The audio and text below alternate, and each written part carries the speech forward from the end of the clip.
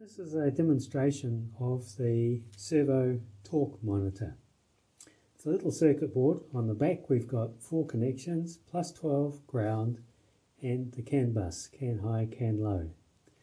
There is a jumper to terminate the CAN bus if you're at the end of the bus line.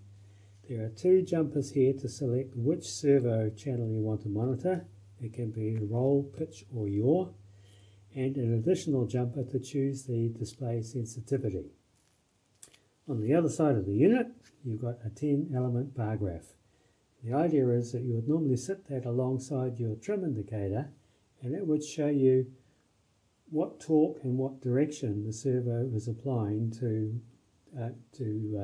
neutralize your aircraft's trim, and you would then just adjust your trim to bring it back to the center to 0 torque, so you know aircraft is trimmed out and the servo is not wasting power trying to fight against the trim.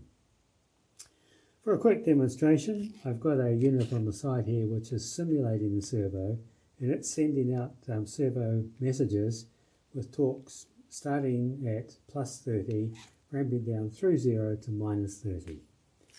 If we power the unit up,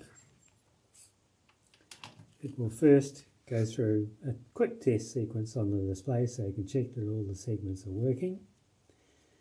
And on the rear, there's an LED, flashes green when the unit's up and running, and also flashes red when it's receiving data from the selected servo.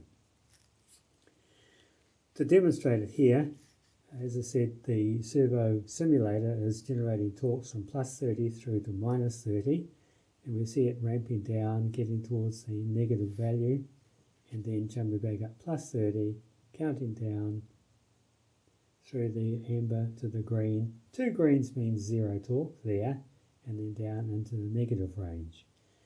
Now, mostly for adjusting trim, you're going to want more sensitivity than the plus or minus 30. So there's an additional jumper on the back here. If we put it in, it reduces the or increases the sensitivity to only display between plus and minus 10 torque units.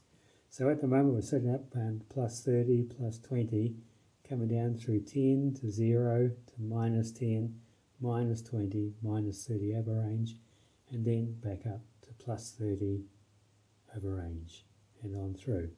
So as I said, the idea is that you sit that alongside your trim indicator. If it's for monitoring the roll or yaw servos, you can mount it horizontally. But again, best to mount adjacent to your trim indicator, so it prompts you to say, hello, the servo is working hard, trying to hold the nose down, and if you trim forward, the servo will back off on its torque back to 0, and you know you're not drawing unnecessary current. For further information on my website, I've got a user guide, and if you've got any questions, just email me. The contact details will be at the end of this video. Right, that's it. Cheers.